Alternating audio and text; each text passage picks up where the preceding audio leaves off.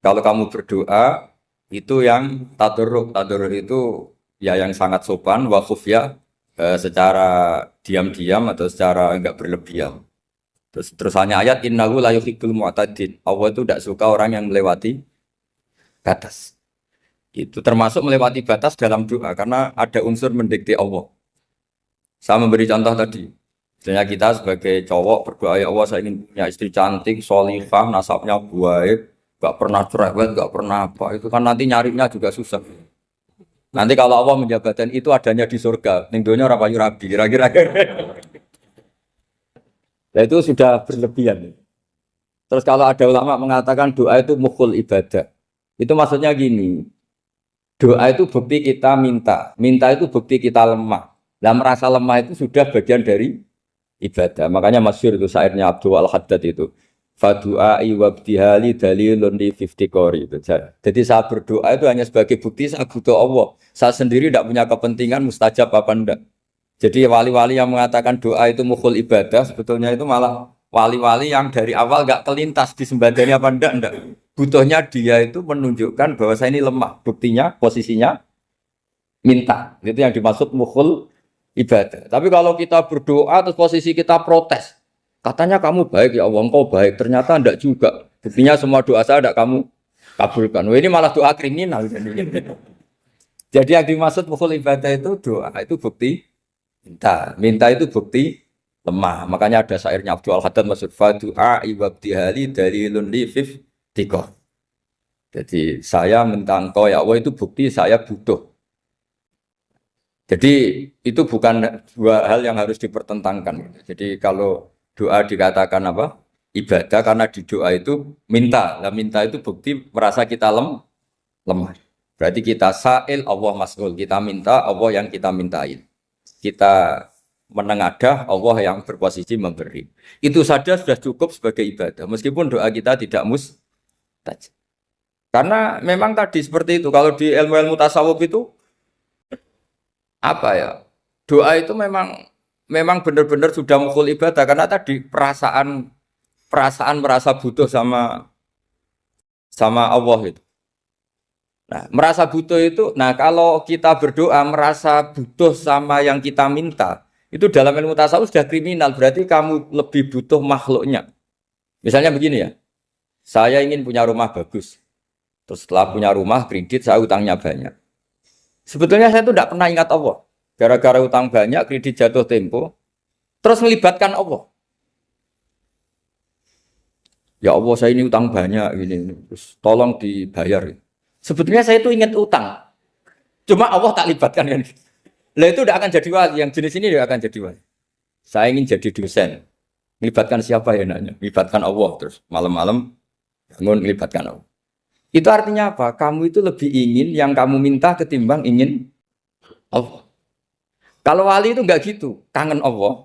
Terus tahu Allah itu zat pemberi. Karena tahu Allah zat pemberi terus minta. Maka yang dikangen itu ya Allahnya dulu. Kalau kita kan enggak punya kasus dulu, punya keinginan banyak dulu. Baru ingat siapa yang bisa ya. Oh Allah. Allah kita libatkan.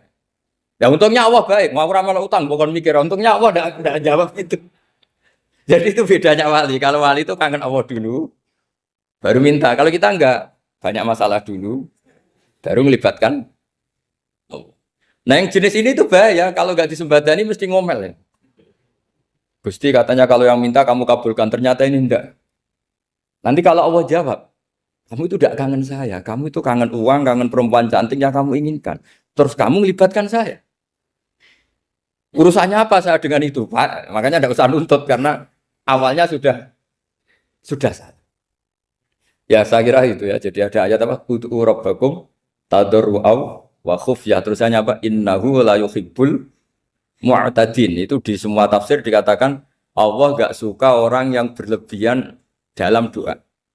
Berlebihan tadi, misalnya minta sesuatu yang terlalu besar atau permintaan kemarin saja lanu addi syukroh, kita tidak bisa memenuhi mensyukuri, sudah minta lagi. Misalnya seorang jomblo, targetnya kan asal payu nikah. Tapi setelah nikah bayangkan istrinya sholihah, tidak cerewet, itu kan berlebihan. Hilang status jomblo saja belum kamu syukuri kok sudah minta macam-macam. Jadi harusnya kan syukur dulu ya. Sekedar laku nikah ini kan ada syukur yang harus seperti jadi dosen juga gitu. Sekedar jadi dosen harus kita syukuri dulu karena menjadi kita tidak nganggur. Itu kan satu harkat sosial yang luar biasa. Jangan tahu-tahu sudah hari kedua cari intensif, cari ini itu, syukurnya aja belum sudah kemana-mana. Lah itu sudah mu'tadin, sudah melebihi apa? Batas. Ya saya kira. Jadi begini ya masalah pendidikan ya. Kalau saya jawab pakai ilmu hakikat saja karena ini keahlian saya. Sebetulnya begini ya, kalau misalnya itu ya subjektif juga, misalnya bilang rata-rata alumni pondok ini sukses, alumni kampus ini sukses, yang ini tidak sukses, itu satu pasti subjektif. Karena biasanya yang diterkenalkan ya yang sukses-sukses. Sama saya punya tetangga dari pondok yang Anda sebut itu kebetulan tidak sukses semua. Itu jantung saya sampai ngeluh. Saya ini gimana kok? Ya, ya sudah seperti itu kan subjektif. Tapi menyangkut pendidikan itu begini ya, menyangkut hasil dari pendidikan itu. Andai kan kita bicara ilmu hakikat, misalnya kita mondok gitu, mondok kemudian jadi orang miskin, jadi orang yang menurut orang banyak tidak berguna di masyarakat. Ternyata kita ini orang yang kelihatan tidak punya karir, tapi kalau malam sujud sama Allah, punya anak niat memperbanyak orang sujud, terus punya ibu yang sakit-sakitan kita rawat, meskipun kita tidak jadi dosen, tidak jadi menteri. Tapi indah Allah itu luar biasa karena berstatus ngerawat ibu, ngerawat anak, ngerawat istri. Nah Islam itu datang dengan jargon-jargon seperti itu. Sehingga Nabi kalau muji itu ada Uwais Al-Qarni, ini orang yang luar biasa. Ternyata dia itu punya ibu lumpuh yang kalau kemana-mana harus digendong. Ketika tetangga-tetangganya berhasil sowan Rasulullah itu Uwais Al-Qarni tidak bisa. Karena setiap ibunya dipamitin mau sowan ke Rasulullah itu sama ibunya nggak boleh. Tapi apa yang terjadi? Justru dipuji-puji Nabi sebaik-baiknya kurun. Kurun itu waktu adalah kurun yang ada Uwais Al-Qarni. Saya punya teman, ini kisah nyata, saya berkali-kali ngisi ngaji di komunitas ulama. Ini mungkin tidak bagus untuk kampus, tapi harus saya utarakan supaya ya kita evaluasi. Saya bilang gini, saya ini jadi kiai itu sering iri sama orang goblok. Orang goblok itu barokah kata saya gitu. Itu kiai-kiai kaget semua karena saya bilang orang goblok itu barokah. Saya beri contoh gini, misalnya saya pinter, terus juara MTQ, juara hafal Quran atau juara baca Quran secara tartil. Ujung-ujungnya saya dapat apa? Hadiah umroh atau apalah, atau hadiah rumah atau apa. Pertanyaannya adalah mendapat. Saya ulang lagi, mendapat. Sementara ada santri yang bodoh, gara-gara bodoh itu dosen UI yang enggak, jadi kiai yang enggak, akhirnya dia jadi pekerja di Korea. Barokahnya bodoh tadi. Karena di Korea melihat orang ateis, akhirnya dia kepikiran bikin masjid. Sebagian gajinya disumbangkan untuk masjid. Ini bodoh pendiri masjid. Tapi kita gara-gara dosen dakwah di masjid, ini pinter dapat uang dari masjid. Nah ini bukan nyindir, ini biasa saja. Ini maksud saya. Maksud saya, kamu jangan ngabaikan hidup. Akhirnya apa yang terjadi? Saya ini punya teman ini betul. Saya ini kan kecelok dulu tuh Gus Alim. Nasib saya di mana-mana dihormati. Kadang saya merasa dosa. Kok dihormati? Saya punya teman, dulu gobloknya minta ampun sekolah, sekelas sama saya. Gobloknya, soalnya gobloknya harus disepakati. Sudah. Iya, goblok mujma'alah kira-kira. Singkat cerita, dia itu hidup di pedalaman Kalimantan, sekitar tahun 92. Dulu kan biasalah di dalam hutan itu pasti ada penebangan hutan macam. Dia ada bosnya, yang jelas dia ada bosnya. Saya yakin juga agak kriminal. Karena dia tidak yang illegal logging. Pokoknya ditakdir dia hidup di tengah hutan. Ikut orang. Setelah itu dulu nggak ada HP, sering kirim surat ke saya, Gus, saya ini hidup di tengah hutan, tapi saya ini Muslim pernah mondok, kalau nggak bikin Jumat itu nggak enak, bikinlah dia Jumatan.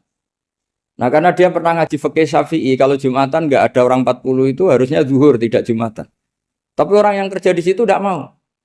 Wong dino Jumat kok zuhuran loh Pak. Kalau dino Jumat ya Jumatan ya. Tanya saya, Gus itu kalau ada kaulnya enggak supaya Jumatan ndak orang 40 sah. Singkat cerita dia lama-lama jadi pendiri masjid di situ. Dia punya sedikit gaji ya dipakai masjid, punya sedikit tanah diwakafkan untuk masjid. Artinya apa? Indah Allah ini banyak orang bodoh, ternyata di komunitasnya dia muassis, pendiri, pemberi. Sementara kita yang kecelok pinter, dapat umroh, dapat bonus. Kira-kira nanti kita ketemu Allah. Kamu pernah nyumbang Islam apa? Yang bodoh jawab, oh nate Gusti bikin masjid di pedalaman. Kita yang pinter. Kayaknya kalau memberi enggak lah Gusti. Reputasinya mendapat. Ketika Nabi memenangkan perang Badar, itu ada Asra Badrin, tawanan-tawanan perang Badar. Nabi suka musyawarah, suka rembukan. Ya Abu Bakrin, menurut kamu tawanan ini diapakan? Kata Abu Bakar, hum asyiratuka. Mereka itu keluarga engkau, orang-orang Quraisy. Ya dibebaskan saja. Pakai tebusan. Nanti uang itu kita kelola supaya jadi penguat Islam. Dan orang-orang ini merasa utang jasa karena harusnya dibunuh, tapi kita bebaskan. Terus tanya, bagaimana kamu ya Umar menurut kamu? Kata Umar, ini kan orang-orang yang dulu ingin bunuh kamu. Yang ingin menghabisi jenengan, ingin dan sudah ngusir jenengan. Ya setelah ketangkap ya dibunuh, kok repot. Apa kata Rasulullah? Rasulullah spontan ngendikan, inna masalah kayak Abu Bakrin kama sali Ibrahim. Kamu ibarat kayak Nabi Ibrahim. Izqala faman tabi'ani fa innahu minni wa man asani fa innakal ghafurur rahim. Jadi Nabi Ibrahim itu unik. Melihat umat itu sesyafakoh itu. Syafakoh itu banget sayangnya. Nabi Ibrahim cara berpikir, faman tabi'ani fa innahu minni. Orang yang ikut saya ya Allah pasti golongan saya. Tentu layak masuk surga. Wa man asani, orang yang mendurhakai saya, fa innakal ghafurur rahim. Engkau Maha Pengampun. Bukan yang mendurhakai langsung masuk neraka, enggak. Engkau Maha Pengampun. Wa masalu kayak Umar kama salin Nuh. Isqala rabbil tadzar ala ardi minal kafirin dajara. Umar, kamu mirip Nabi Nuh. Inginnya semua orang kafir dihabisin. Ya masyhur kan Nabi Nuh itu enggak ingin ada orang kafir sampai ada banjir tufan. Nah kalau sampean tanya bedanya apa dengan garis keras sekarang? Bedanya ya beda sekali. Kalau Nabi Nuh benci sama orang kafir itu diserahkan yang punya. Sehingga yang punya yaitu Allah yang menghukum dengan banjir bandang. Tapi kalau kita kan kadang kita bertindak sendiri. Jadi potensi disalahkan. Yang jelas dalam hadis-hadis sahih, Nabi Nuh itu tidak bisa mensyafaati karena itu. Ketika diminta syafaat, ini hadis sahih bukan ada di Bukhari, ada di Muslim. Karena biasanya kalau di kota itu ditanya ini sahih enggak? Untungnya yang tanya kadang enggak paham, ini alhamdulillahnya jadi wah repot. Nabi Nuh itu diantara sebabnya enggak bisa mensyafaati adalah pernah corong Jawa maksudno kaume. Kalau dalam bahasa Arab itu da'a li Zaidin berarti mendoakan positif. Kalau da'a la Zaidin mendoakan negatif. Kalau orang Jawa itu ada doa, ada pasot. Nabi Nuh adalah orang yang pernah maksudkan kaumnya. Nah, saya cerita sedikit tentang Nabi Nuh dan Nabi Ibrahim.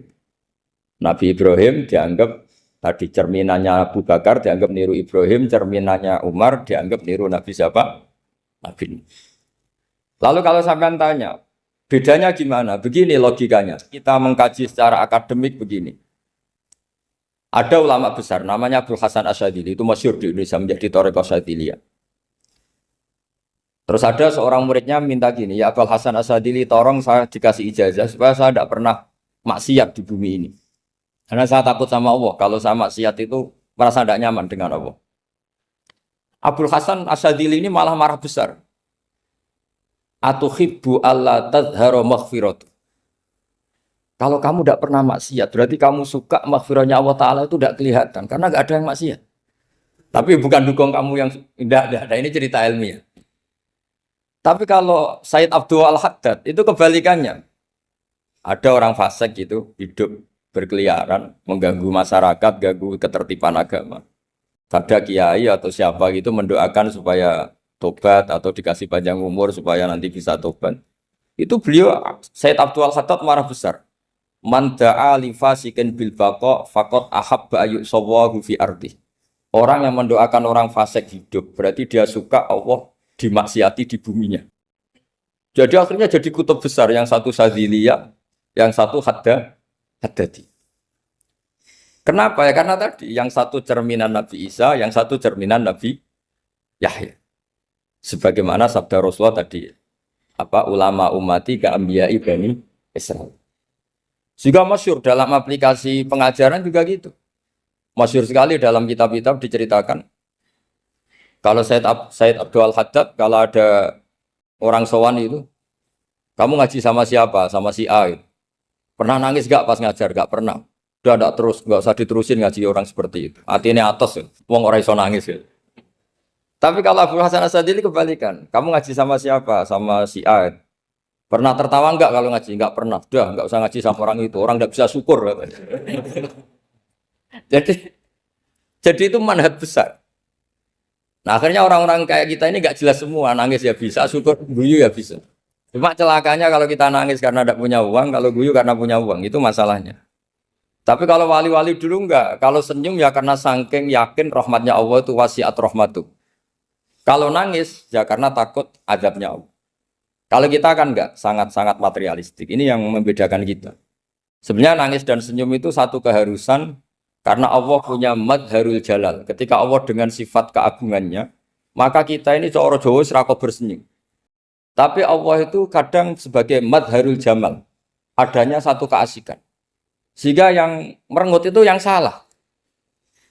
Makanya dalam ilmu tasawuf, kutub wali itu hanya dua. Allah dengan madharul jalal, dengan Allah yang madharul jamal. Contoh madharul jalal misalnya gini. Ketika Nabi Musa ingin melihat Allah, saking kangennya ingin melihat Allah. Robbi arini anzur ilaik. Ya Allah, saya beri hak untuk melihat engkau. Allah dengan jalalnya gini. Allah itu qadim, superior.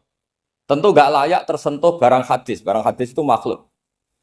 Sehingga ketika falam matajalla rabbuhu lil jabali ja'alahu dakka wa kharra Musa sa'iqa. Sehingga gak levelnya, apapun hebatnya Nabi ini tetap makhluk. Sementara Allah itu qadim. Gak kuat. Makhluk yang fana ini, yang profan ini gak kuat. Gak kuat menampung zat yang qadim, yang superior. Sehingga gunung pun hancur. Nabi Musa pingsan. Tapi ketika Allah dengan madharul jamal itu Allah dengan keindahannya, dengan kasih sayangnya, memberi hak makhluknya untuk melihat. Nah di sini ini Allah sering ngendikan wujuhu yauma idzin nadhirah ila rabbiha nadhirah. Nanti ada wajah-wajah yang di surga itu melihat saya kata. Tapi apakah betul melihat kayak saya melihat dosen, melihat Pak Rektor, melihat teman-teman itu tidak bisa. Karena Allah itu qadim, sehingga meskipun manusia ahlul jannah melihat Allah, tetap Allah ngendikan la tudrikuhul absar wa huwa yudrikul absar. Karena Allah di balik jamalnya ya punya jalal, di balik jalalnya juga punya jalal. Sehingga selalu di Quran itu diulang beberapa kali supaya proporsional. Nah, kenapa ahli sunnah tetap berkeyakinan Allah bisa dilihat? Logikanya begini. Fa inna kulla maujudin yasihu ayyura. Allah itu zat sing nyata-nyata wujud dan punya eksistensi. Di mana-mana sesuatu yang wujud itu layak untuk bisa dilihat. Lalu pertanyaannya gini, kenapa kita tidak bisa melihat sekarang kok nunggu di akhirat? Karena mata kita sekarang itu profan, fana. Sementara kita setelah di surga, tubuh kita didesain abadi. Ya saya ulang lagi, setelah kita di surga, semua fisik kita ini didesain abadi.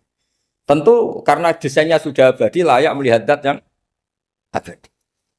Tapi pertanyaannya, kenapa tidak bisa ikhatoh, tidak bisa melihat sampai faham, la tudrikul absar? Karena abadi kita itu diabadikan. Sebagaimana surga abadinya diabadikan. Neraka ya diabadikan. Sementara Allah abadi dengan dirinya sendiri, yaitu Al-Qayyum, atau dalam bahasa ngajinya Qiyamuhu binafs. Nah lalu pertanyaan, makanya Mu'tazilah itu menentang betul kalau orang di surga bisa melihat Allah. Cara berpikir Mu'tazilah, melihat itu artinya yang dilihat ada arahnya. Sementara Allah terbebas dari arah. Tapi kata ahli sunnah cara berpikir tidak seperti itu. Melihat itu pokoknya tahu. Nah, tahu karena mata itu karena kita ditakdir tahu itu karena mata. Sebetulnya yang menjadikan tahu itu tidak mata. Ya kalau tahu ya tahu saja, bukan harus pakai mata. Itu cara berpikir ahli sunnah wal jamaah. Jadi saya beri ya bocoran. Kenapa mazhab ahli sunnah itu yang dipilih oleh banyak mayoritas di dunia, jumhur itu. Ahli sunnah itu dianggap pikirannya lebih orisinal. Misalnya ahli sunnah kalau ditanya, kenapa kamu melihat? Ya melihat saja. Kenapa kamu mendengar? Ya mendengar saja. Kesannya itu tidak rasional kayak orang yang nggak pinter itu. Tapi sebetulnya itu yang benar. Jadi cara berpikir ahli sunnah itu melihat itu menjadi tahu. Menjadi tahu itu bisa karena mendengar, bisa karena melihat, bisa karena dikasih tahu, bisa karena bersentuhan. Sebab itu di Quran itu ada ayat ala ya'lamu man khalaqa, bukankah zat yang menciptakan itu menjadi tahu. Sehingga kenapa Allah itu selalu tahu? Karena Allah yang menciptakan. Kalau kamu tahu karena mata, sekali itu jauh, maka kamu tidak melihat. Atau kamu sekarang buta, kamu tidak melihat. Atau tertutupi barang itu, maka kamu tidak melihat. Tapi kalau kamu tahu karena kamu menciptakan, maka akan melihat terus. Misalnya saya ini tukang batu. Saya ingat betul ketika saya bangun Monas, itu pulpen saya tak tanam di dalam Monas. Saya ingat betul kalau pulpen saya warnanya putih, tak tanam di Monas 2 meter dari pondasi. Setelah saya pulang ke Jogja ditanya, di dalam Monas ada apa? Ada pulpen. Posisinya 2 meter dari pondasi. Kenapa saya tahu? Karena saya yang menciptakan. Nah, karena menciptakan ini sehingga tahu saya akan terus-menerus. Tapi kalau tahu karena mata sekali barang itu tertutupi, nggak tahu. Misalnya saya tahu jenengan karena dekat sekali jenengan kemana-mana saya sudah tidak tahu. Tapi kalau saya menaruh sesuatu di tubuh Anda, sehingga kamu kemana-mana tetap tahu bahwa barang itu ada di tubuh. Nanti kalau ada yang protes, tapi bisa saja Gus barang itu dicuri orang kemudian Anda tidak tahu. Yang menjadi tidak tahu karena saya sudah tidak menciptakan suasana itu. Selagi saya yang menciptakan, maka akan tahu terus. Nah, tapi karena Allah ini menciptakan semua yang ada di bumi, maka Allah tahu terus. Jika Allah tahu cara bikin kuman, terus tahu bahwa manusia itu punya kuman, kumannya punya organ, organnya juga punya kuman. Mesti gak kebayang. Kamu bayangkan kayak makanya Allah itu kalau cerita sederhana, innallaha la yastahi ayyadriba mathalam ma ba'udatan fama fawqaha. Allah itu tidak malu bikin perumpamaan nyamuk, karena nyamuk itu lebih dahsyat timbang gajah. Para pematung itu disuruh bikin gajah masih mampu. Bikinkan patung gajah, mungkin masih sanggup. Tapi kalau tak suruh bikin patung nyamuk, nggak usah bikin hidup, patungnya saja sekecil itu. Padahal nyamuk kecil itu punya organ tubuh. Lalu bikinnya organ tubuh nyamuk itu kayak apa? Organnya punya kuman. Kumannya punya organ. Organnya juga punya kuman. Sehingga orang-orang alim itu baca nyamuk itu lebih jadi ayat Allah ketimbang melihat dinosaurus. Tapi sekarang orang itu nggak tertarik ceritanya. Jadi beda perasaannya orang alim sama orang awam. Kalau orang awam tuh melihat mukjizat kan yang dasar-dasar kayak dinosaurus, gajah, wow. Gitu. Kalau orang alim nggak, malah melihat nyamuk. Kealiman seperti itu terjaga di umatnya Muhammad, di umatnya Rasulullah Muhammad SAW. Karena ketika umat ini nggak ditumbuhi para nabi, itu Allah menjamin Muhammad, ulama umatmu nanti punya kemampuan seperti nabi. Tentu tidak dalam keutamaan ya, keutamaan tentu nggak sekelas sama nabi. Kenapa itu terjadi? Karena tadi para nabi ini mewakili sekian.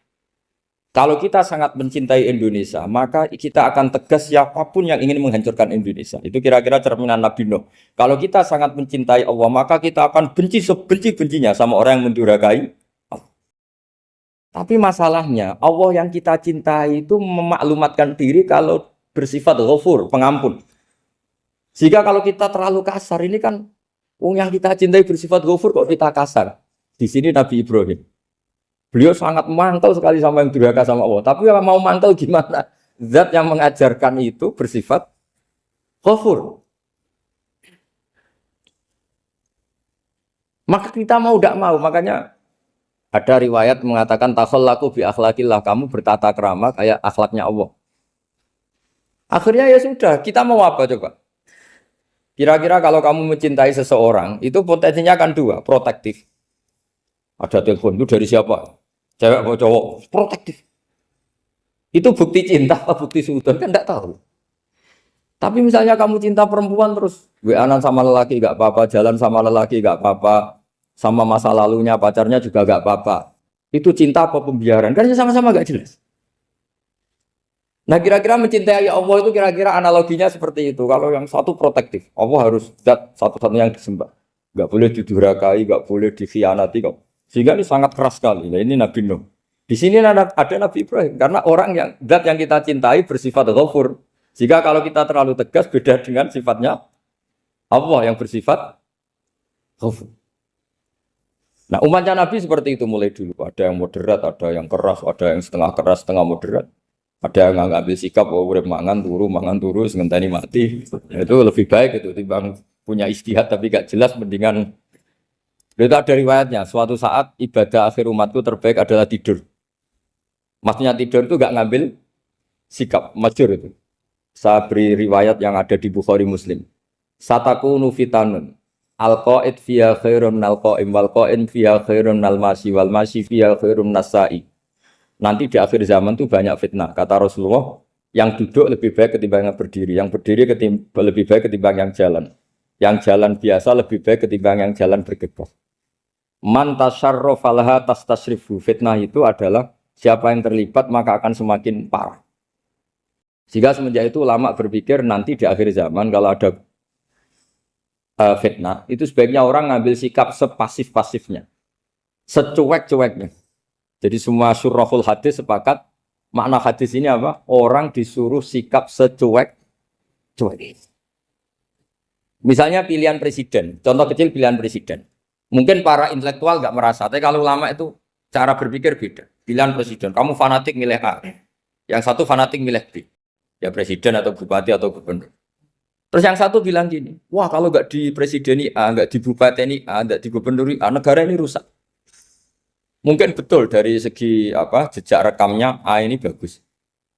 Tapi pertanyaannya secara tauhid, bagaimana Anda menggantungkan kesejahteraan sama makhluk? Kamu nggak pernah terusik begitu kan para intelektual? Itu kan melukai. Bagaimana mungkin Anda menggantungkan kesejahteraan dengan seorang makhluk? Wah kalau di presiden A pasti Indonesia makmur, kalau bupati A pasti Sleman makmur, pasti Bantul makmur. Nah, bagaimana mungkin makhluk yang sedang soleh kamu pastikan selalu soleh? Wong dia makhluk bisa berubah. Sementara yang B misalnya fasik, wah kalau dipimpin B pasti rusak negara. Bagaimana kamu pastikan B yang fasik selalu fasik? Dia saja dia husnul Fatimah, yang fasik pas mimpin jadi soleh, yang soleh pas mimpin jadi fasik. Akhirnya ulama karena tahu sifat manusia itu baru badan kendali di tangan Allah. Sikapnya nggak jelas. Saya ini termasuk orang yang terkenal nggak jelas. Karena kalau ditanya, Gus sampean milih presiden mana, bakti mana? Sanut pangeran sing dadi aku loyal. Wah, anut pangeran yo kacau. Wah, luwih kacau menan anut pangeran kan. Ini kan sudah tidak sambung karena pikirannya ulama. Memang nggak beda, cara berpikir ulama itu beda. Bahkan bapak saya itu kalau didik saya itu begini. Kalau meseli saya atau ngirim saya dulu itu kan pakai mes. Ini uang kamu 500.000 untuk kamu. Mesti ditambahi 100.000 ini untuk buat jajan sama teman-teman. Mesti ada uang pokok, ada uang sodako. Dulu saya sering tanya, kenapa bapak sangat menghormati teman-teman saya? Kata bapak, kue mondok, aku ra iso nyukupi, sing iso nyukupi ya konco-konco. Ternyata betul, rata-rata anak kuliah atau anak mondok, uang pribadinya kan 8 hari dari dikirim sudah habis. Berarti kan masih 22 hari, kok bisa hidup itu kan barokahnya teman-teman itu. Malah yang agak beling itu 1 hari sudah habis, berarti ada 29 yang bergantung sana-sini. Sehingga Nabi dulu cara ngendikan itu unik. Kata Nabi, da'un nasa yarzuqu wahu ba'duhum ba'duh. Menusau barnawa, enggak saling memberi rezeki. Ketika ada collab, Medina itu pernah collab, terus sekarang pernah defisit. Beberapa pakar ekonomi datang ke Rasulullah, ya Rasulullah, sa'ir, tolong dikasih harga standar. Tapi apa jawabannya Nabi? La tusairu fa inna Allaha huwal musair. Kamu jangan kasih harga, Allah sendiri yang menentukan harga itu. Terus kata Nabi, kenapa engkau begitu ya Rasulullah? Ini negara harus ditentukan harga karena gini-gini. Kata Nabi, saya tidak ingin ketemu Allah dalam keadaan dolim. Tapi ini tentu di teori ilmu modern ini masalah. Tapi menurut orang modern. Tapi kalau menurut ilmu hakikat itu nggak akan masalah. Misalnya, kenapa Nabi tidak menentukan harga dalam keadaan negara seperti itu?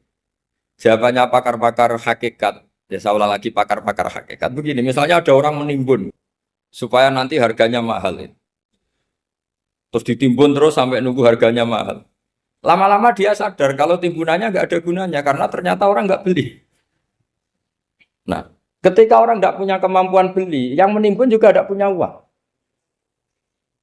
Nah, tapi kalau sampean tanya, tapi Gus nak tuku barang pokok kan kita mati karena kehabisan stok. Itu masalah tauhid Anda. Bagaimana mungkin kamu bayangkan seorang makhluk tidak bisa hidup atau nggak dapat rezeki? Nabi itu orang yang sampai ke derajat hakikat. Dari tidak pernah bayangkan gitu. Salah sampean jadi orang yang tauhidnya masalah.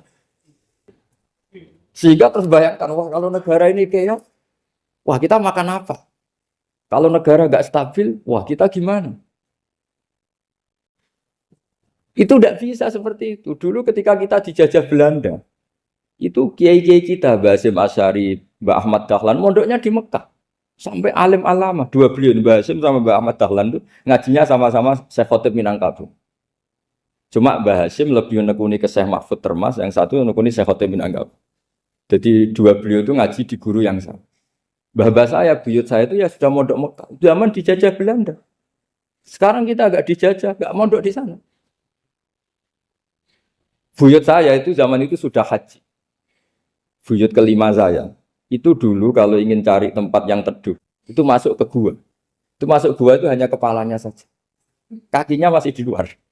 Karena gua di Arab tidak seperti gua di sini. Kalau gua di sini kan orang bisa masuk semua. Kalau gua Arab kan hanya apa celah-celah batu-batu besar. Sehingga ketika Rasulullah hijrah ke Madinah, singgah di gua Sur, kata Abu Bakar gimana? Andai kan ada orang kafir di depan gua. Kata Abu Bakar gimana? Andai kan mereka melihat kakinya, pasti melihat kita. Karena gua di sana itu satu tubuh tidak bisa masuk penuh. Kalau gua di sini kan ada yang mobil saja bisa masuk. Nah itu bahasa saya kalau mau istirahat itu masuk gua, separuh badan di dalam gua, separuhnya masih di. Nah sekarang terus kita bilang, wah kalau kita negara tidak stabil, kita haji kemana dulu? Zaman dijajah Belanda kita. Jadi yang berusaha terangkan di antara sifat dasar orang-orang baik adalah di mana saja, kapan saja itu memberi manfaat. Termasuk tentu saat paling sulit. Jadi Nabi Isa menceritakan dirinya itu wa ja'alani mubarakan nama kuntu, saya ditakdir Allah berada di mana saja memberi berkah, memberi kemanfaatan bagi orang lain. Ada beberapa cerita tentang Nabi Isa. Jadi perlu diketahui ada tiga nabi yang seperiode. Satu Ibrahim dan Nabi Lut. Ibrahim itu sama Nabi Lut itu pernah paman. Kedua Nabi Musa dan Harun. Sebetulnya yang jadi nabi itu Nabi Musa, tapi Nabi Musa karena alsak, lisannya Anda jelas, minta Nabi Harun, ya tentu minta kepada Allah supaya Nabi Harun jadikan nabi. Terus ketiga, Nabi Isa dan Yahya. Yahya bin Zakaria, terus Isa ini pernah keponakan Zakaria. Kira-kira kalau di Jawa ya misanan antara Yahya dan Jawa Isa. Jadi ada tiga nabi yang seperiode. Tapi yang paling berkompeten, yang sederajat kira-kira seperti itu hanya Isa dan Yahya. Karena Nabi Lut dan Nabi Ibrahim itu beda level. Karena Lut ini pernah keponakan, jadi hubungannya kira-kira yang murid dan guru. Terus Musa dan Harun itu juga nggak level, karena Nabi Harun ini jadinya Nabi itu atas permohonan Nabi Musa. Sehingga meskipun Harun itu kakaknya, tapi nggak berani bantah. Jadi Nabi Musa itu dalam cerita, beliau itu alsak. Alsak itu lesannya agak kedal. Tapi ini alsak yang barokah. Jadi dulu ceritanya Musa kecil karena dia seorang Nabi, beliau seorang Nabi. Itu kalau melihat Fir'aun itu mangkelnya bukan main. Padahal kecilnya dirawat Fir'aun. Singkat cerita mulai kecil sudah usil. Kalau melihat Fir'aun itu ya jenggotnya dipakai mainan. Pokoknya nakal. Lama-lama Fir'aun curiga, dasar orang Israel. Nabi Musa ini turunan Israel. Lama-lama Fir'aun itu yakin kalau itu sengaja.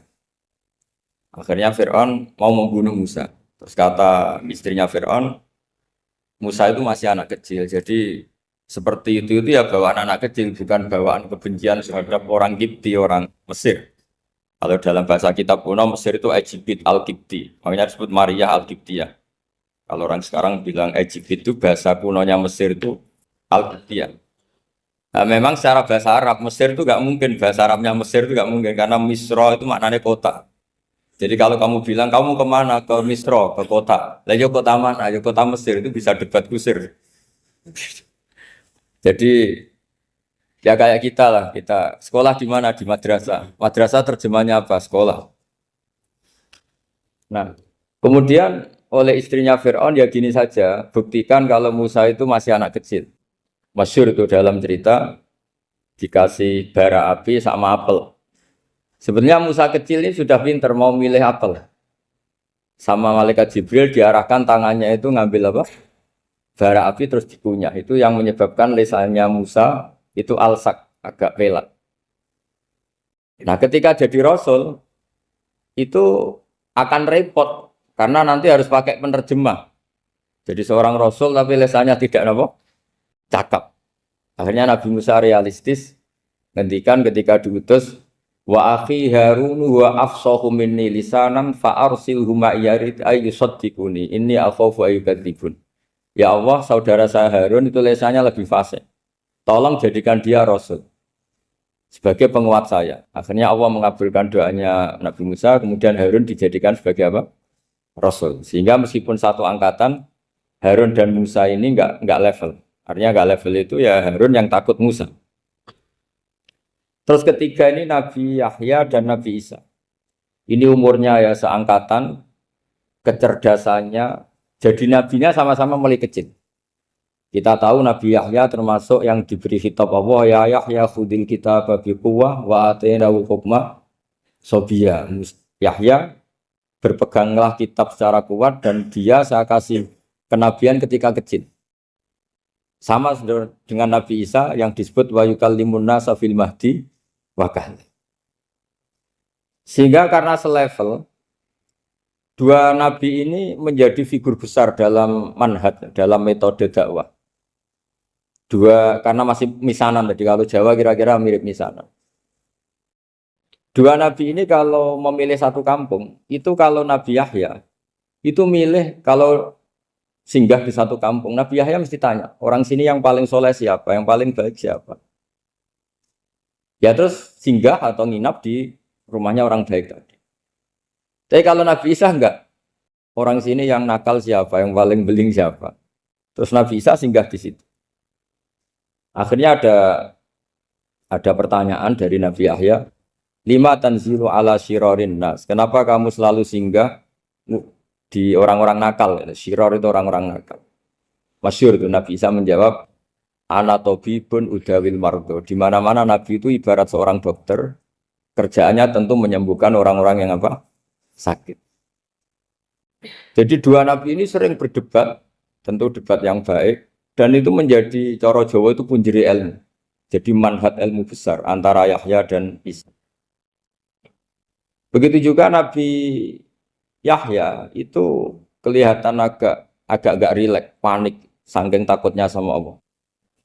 Kalau Nabi Isa itu rileks, pokoknya kumpul orang-orang nakal itu ya rileks. Akhirnya ada dua pertanyaan sekaligus nanti jadi dua manhaj. Kenapa kamu sering masam itu, sering kalau bahasa Arab itu abasa ya. Terus yang Nabi Yahya balik bertanya, kenapa kamu sering senyum, sering tertawa? Kenapa memangnya terus? Ka'annaka ta'manu mimakrillah. Kamu sering senyum kayak kami sudah terbebas dari azab Allah, dari ditegur Allah, seakan-akan kamu orang paling benar yang nggak akan salah. Nabi Isa balik tanya, sama kamu sering masam, sering merut, ka'annaka taqnatu min rahmatillah, seakan-akan kamu putus asa dari rahmatnya Allah. Sehingga kemudian itu jadi manhaj besar. Kalau terlalu senyum, ya dianggap orang yang kayak nggak punya perasaan dosa. Tapi kalau terlalu masam, terlalu merenggut, seakan-akan rahmat Allah itu terbatas. Sehingga seakan-akan Allah itu rahmatnya nggak cukup lah untuk mengelola manusia ini. Sehingga itu jadi metode besar yang masyhur itu dalam sebuah hadis Nabi ngendikan, ulama ummati ka anbiya Bani Israil. Ulama umatku itu kapasitasnya atau fungsinya atau manfaatnya setingkat nabi-nabi Bani Israil. Karena ketika umat ini nggak ditunggui para nabi setelah Rasulullah SAW, itu yang nunggui hanya ulama. Tapi ulama ini sudah cukup mewakili para nabi Bani Israil. Dan banyak syurrahul hadis, para menyarah hadis mensarahkan, Nabi tidak ngendikan ulama ummati kamisli seperti saya, tapi ka'ambiyai Bani Israil, bagaimana nabi-nabi Bani Israil. Nabi Bani Israel itu macam-macam. Termasuk ada yang tidak nikah, yaitu yang bernama Yahya dan Isa. Delala umatnya Nabi itu ada orang alim alamah yang ilmunya melegenda, yaitu namanya Imam Nawawi. Itu tidak nikah. Sampai kabudut. Meskipun dalam ajaran syariatnya Nabi, an-nikah sunnati, tapi selalu ada orang yang ditakdir tidak nikah. Karena masyhul, karena sibuk ngurus ilmu. Bukan karena tidak laku, yang jelas itu bukan karena tidak laku. Imam Nawawi itu ganteng, orangnya ya normal. Tapi karena sibuk nulis, beliau sampai kabudut itu tidak nikah. Imam Sibawayh itu suka sekali sama ilmu, menjadi istri utamanya ya ilmu. Dia ganteng, Sibawayh itu maknanya tuh apel, dia ganteng sekali, sampai banyak cewek yang senang. Akhirnya dia nikah. Tapi nggak pernah dikumpulin. Dia belajar terus. Ketika beliau ke pasar, dulu nggak ada supermarket, beli kertas, kitabnya dibakar semua sama istri. Dikira istrinya terus mencintai dia, malah diceraikan. Itu siapa Imam Sibawayh. Terus ada umatnya Nabi yang paling unik di dunia. Mungkin Pak dosen, saya kiai pun nggak bisa nih. Ada orang tuh ganteng sekali, istrinya cantik sekali. Itu tahu-tahu sudah 10 tahun tidak pernah hubungan suami istri. Karena ketika si suami itu tahu istrinya cantik, itu langsung sholat sujud syukur, sholat terus. Saking senengnya punya istri cantik. Yang istrinya cantik juga solihah, tahu suaminya ganteng ya terus sholat terus syukur. Itu sampai berhari sampai bertahun-tahun. Terus ketika ketemu, cocokan, dek kita sudah nikah berapa? Terus dilihat, kayaknya sudah 10 tahun, tapi tidak pernah hubungan. Oh itu nggak kebayang, itu ganteng sama cantik. Kalau jelek sama jelek itu mungkin. Yang satu villa naudzubillah, satu itu kan nunggu rafa saja. Ini nggak ganteng sama cantik. Nah kenapa kualitas ulamanya Rasulullah itu bisa seperti Nabi Bani Israel? Karena agama ini, umat ini sudah ada ditunggui para nabi. Jika mau tidak mau kualitas ulama, alhamdulillah barokahnya Nabi itu berkualitas kayak nabinya Bani Israel. Soal kebahagiaan, nenek moyang pulau jenengan tuh anaknya banyak, dijajah Belanda, jajah Jepang ya nyatanya anaknya banyak. Itu kira-kira bahagia bangga. Nah, artinya gini ya tentu kita tidak ingin dijajah itu tentu ya, tapi kita ini selalu latah. Wah kalau ekonomi jatuh kita makan apa? Kalau kita dijajah kita tidak perlu seperti itu. Rahmatnya Allah Ta'ala itu akan adrokatna. Rahmatnya Allah Ta'ala akan menemukan kita. Apapun kondisi kita, apapun keadaan kita. Ini cara berpikir tauhid. Sehingga Nabi itu tidak pernah bayangkan umatku narata tunggoni piye, ditunggoni Allah. Sehingga masyhur dalam hadis-hadis sahih. La tazalu ta'ifatun min ummati dzahirina 'alal haq la yadurruhum man khadalahum wala man khalafahum wala man nawa'ahum. Selalu di umatku ada kelompok-kelompok yang selalu membela kebenaran dan tidak akan terkalahkan oleh kesesatan di akhir zaman. Kenapa? Cara berpikir orang tauhid itu sederhana begini. Allah menamakan dirinya Al-Hadi, penunjuk jalan. Dan sifat Allah pasti nafidah karena Allah tidak terkalahkan. Sama seperti Allah menyifati dirinya Ar-Razzaq, Ar-Razik yang memberi rizki. Maka orang segoblok apapun, selumpuh apapun, selemah apapun tetap dapat rizki. Sama, Allah mensifati dirinya Al-Hadi, memberi petunjuk. Maka zaman serusak apapun orang tetap dapat petunjuk. Sehingga kita tidak perlu khawatir, wah nanti zaman kalau sudah rusak nasib Islam gimana? Ya coba sekarang, nasib Islam gimana? Ya baik-baik saja. Dulu ditunggoni wali songo ya banyak orang Islam, sekarang nggak usah wali songo. Ditunggu dosen-dosen yang ngajar aja tunggu digaji. Kiai pidato ya ada yang beri salam template. Itu kalau nuruti definisi ikhlas itu tidak ada yang masuk. Tapi meskipun demikian agama juga jalan. Kenapa agama ini jalan? Karena Allah Al-Hadi, penunjuk jalan. Ketika Allah mensifati dirinya penunjuk jalan dan sifatnya Allah pasti nafidah, pasti terjadi. Karena Allah tidak pernah gagal. Sehingga agama ini akan ada terus sampai akhir zaman. Coba Amerika kayak apa? Islamofobia. Di Amerika tambah lama tambah banyak Islam. Eropa juga gitu. Australia juga gitu. Anda kan nuruti teori sosial. Sudah dunia sudah materialistik kayak gini. Orang dohirnya itu akan meninggalkan agama. Nyatanya tidak juga. Saya pernah di Korea seminggu. Itu di negara ateis. Itu TKI ke sana tuh nyari uang. Ternyata ya kepikiran bikin masjid, bikin komunitas Islam. Coba siapa yang menggerakkan hati itu? Hanya Allah Subhanahu wa Ta'ala. Ya, jadi cara berpikir tauhid saya ulang lagi, saya mohon sekali di pengajian ini saya cerita wajah alani mubarakan aina ma kuntu. Jadi cara berpikir sekian nabi, terus kita punya karakter tertentu, kita milih nabi ini itu sah. Karena ulama ummati ka ambiyai bani Israel. Ulama umatku itu ibarat kayak nabi bani Israel. Jadi ada yang milih tadi. Seperti Nabi Isa fokusnya ngurusi orang-orang nakal. Itu juga bagus karena di mana-mana nabi itu seperti dokter. Tapi Nabi Yahya hanya berkawan sama orang-orang soleh. Kita tahu berkawan orang fasik itu resiko ketularan. Iman pas-pasan wae kancana nang fasik kan taqabbalallahu minna minkum gitu. Wong kamu sendiri tidak sehat-sehat amat berteman orang penyakitan kan bahaya. Tapi kalau kamu sebagai dokter kok hanya berteman orang sehat, lalu kamu apa? Penelitiannya gimana? Masa saya dokter spesialis, pernah penelitian, semua orang sehat saya pernah saya teliti. Itu dokter aneh apa enggak? Saya dokter spesialis. TBC, spesialis paru-paru. Yang kamu teliti siapa? Semua orang sehat. Pernah meneliti yang sakit? Tidak pernah. Kan ya jadi dokter aneh.